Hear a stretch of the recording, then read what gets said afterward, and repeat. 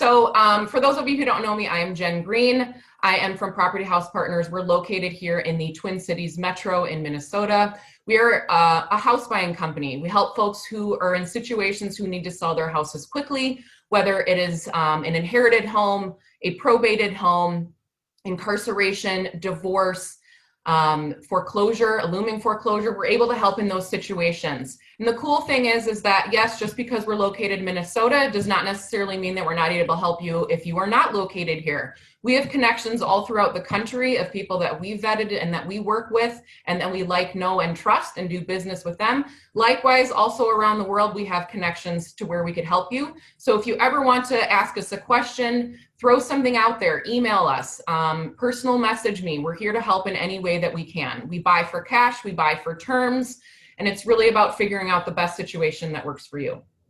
All right, so today we are going to be talking about some housing updates. I do want to make a little precursor here before I get started. This is going to be Minnesota specific today because there's been some things that have happened in the last couple weeks that obviously this is the state that I live in and wanted to update the folks that are here. It's still good information for folks who are not located in Minnesota because it can also maybe jumpstart you to check into what's happening in your state and your country, depending on what's happening with COVID restrictions and different things like that. So join me here. Like I said, if you have any questions along the way, please ask them. I'm not going to guarantee that I can see them because, like I said, we're having technical issues, but I will do my best.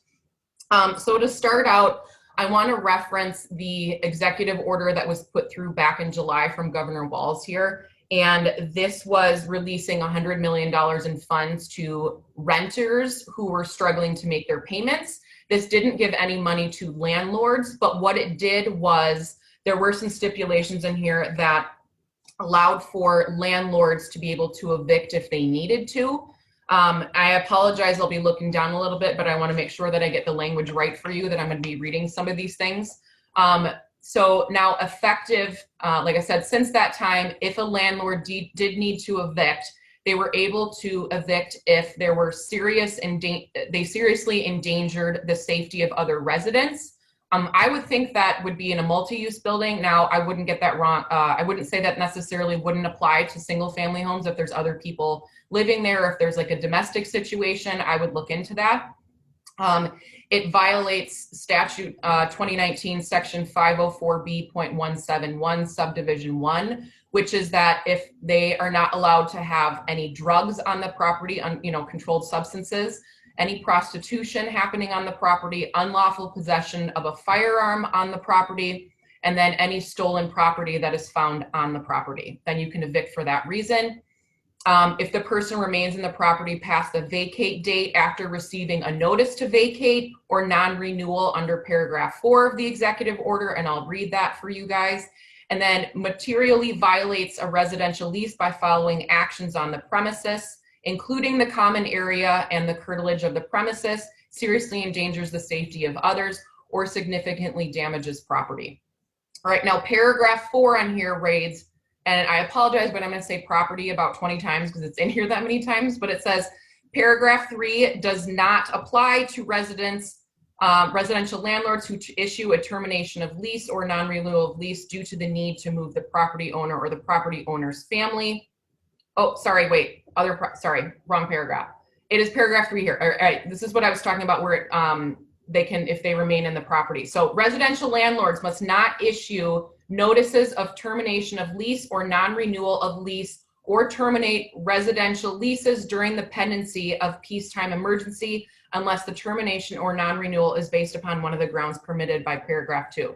Now, here's the thing to keep in mind, and I brought this up because I have to give a shout out to Glenn Williams here. He answered this for somebody who was asking about they were going to sell their property, and it was like, okay, well, if I sell my property, what happens to my lease? And what it looks like here is that if you are in the process of selling your property, it doesn't automatically terminate your lease. I would think that that lease would be grandfathered into the next person who moves in there, unless there's, some serious endangerment or, drug possession or whatever it is, those ones that I read before.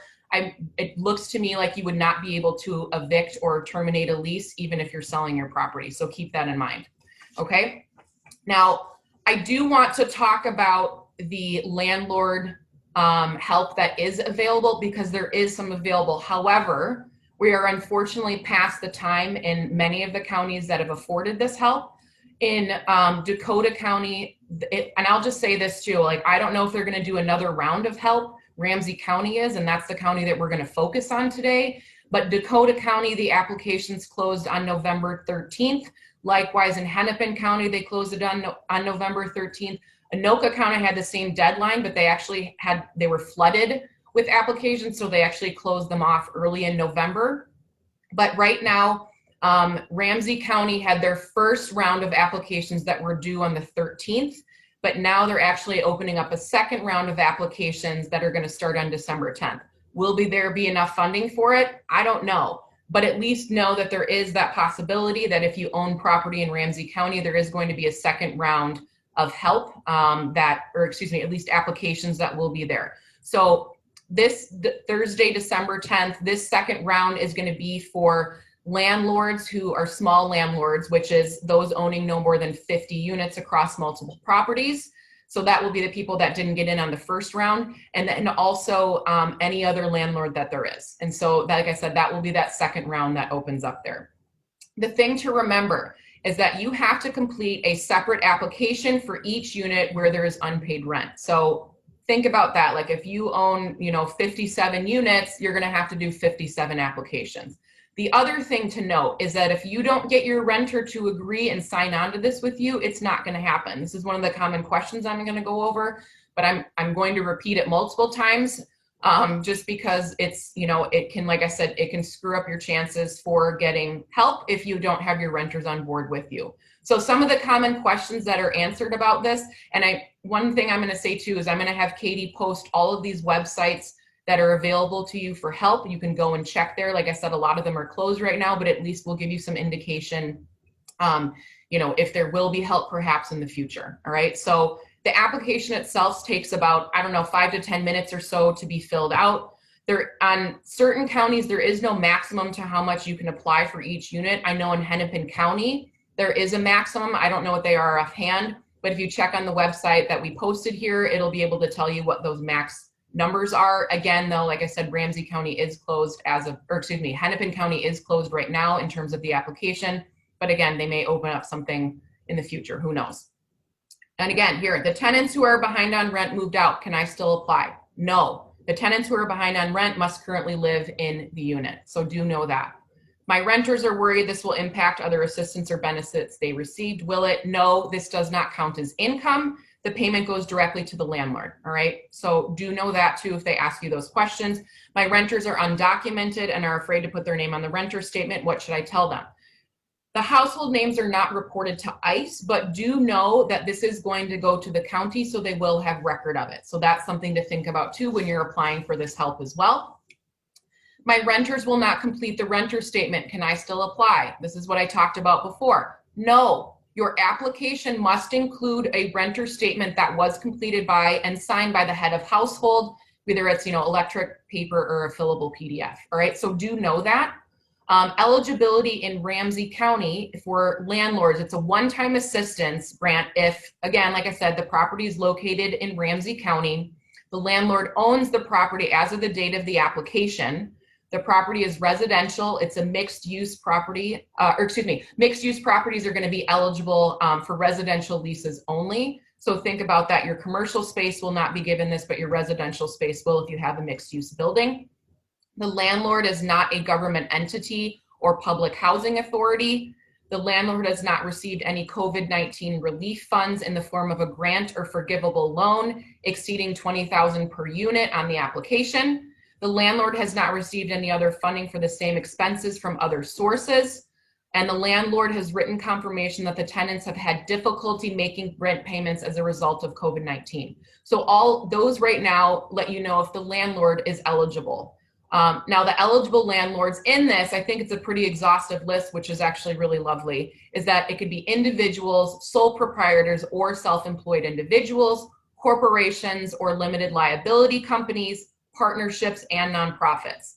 Now, the residential dwellings that are allowed are single-family homes, including homes with, including rooms that are rented within a home, accessory residential units, meaning like carriage houses, a coach house or a guest house that's on the property, a multifamily home, a mobile home, a condominium, an apartment, a townhome, and a co-op. So that's a pretty exhaustive list as well. Now, the landlord is going to be the one that actually fills out this application. And like I said, the ownership documentation, it's one per property. And so you have to know that you'll have to include your lease agreements, which is one per unit. Delinquency notices is one per unit on the application if you do that. The landlord also provides a tenant notice to all of the tenants included on the application. And just before I go on this, I want to tell you that there is an online application, which is the fastest processing time. There's also a PDF application. You can download it on there and then send it to an email, which is landlord.assistance@ramseycounty.us. Or you can also drop off the printed version, at the financial assistance services at Ramsey County. And then you can also email the paper application you can email them and request a paper application to that same email, and then they'll send it back to you in the mail.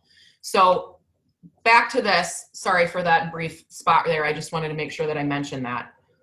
Step 3 is that the landlord has to provide the tenant notice to all tenants included on the application. So you have to notify everybody that you're going to be applying for this help. Step 4 is that the landlord receives written confirmation that the tenants on the application have had difficulty making rent payments as a result of loss of the income due to COVID-19. The landlord then will send in the application to be reviewed by Ramsey County. The landlord will receive a determination letter and if the application is approved or not.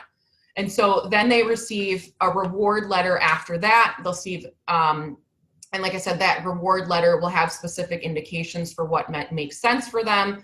And like I said, we'll have everything there. The landlord also is going to have to provide a W-9 that lists all of the itemized costs. And then once the W-9 and the itemized costs and the grant agreement are received from the landlord, the county fully executes the grant agreement, sends a copy to the landlord, and mails a check to the landlord. If you do need assistance with this, you can always give Ramsey County a call. Their number is 651-266-4896, and they'll be able to help you through that if you need to.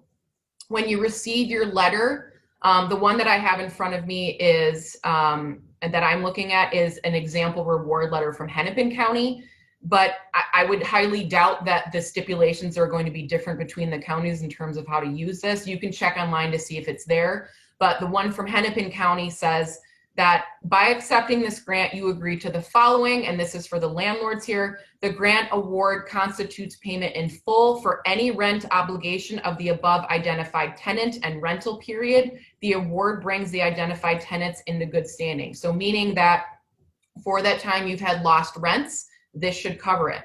Now, the thing that I thought about when I looked at this is I'm like, okay, well, this covers everything from March 1 through now, but what if they're still not able to pay moving forward? So you kind of get yourself into this mess again from what I'm seeing. I don't know if there's any extension there or not, or if we'll have another round of help, but something to also think about. You waive any claim for non-payment of rent for the below identified rental period. Again, that's for that rental period only. You agree to repay or any other rental assistance received for the below identified rental period and units. And then you agree not to penalize the tenant for any non-payment of rent during the above identified rental period. This includes, but is not limited to, termination of the lease, non-renewal of the lease, or alternation of the terms of the lease. So think of all of these things, like I said, before you guys apply. If you think it's appropriate, the money is going to be there if you get, if you're approved, but do know that there's going to be strings attached to it. You just have to make sure that the benefits of this would outweigh the bad parts of it. I'm not saying not to do it. I'm not saying to do it. You have to determine what works best for you. All right. So Katie, like I said, posted all of these sites that are on here. You guys are able to click on these links. It'll take you to all of these websites.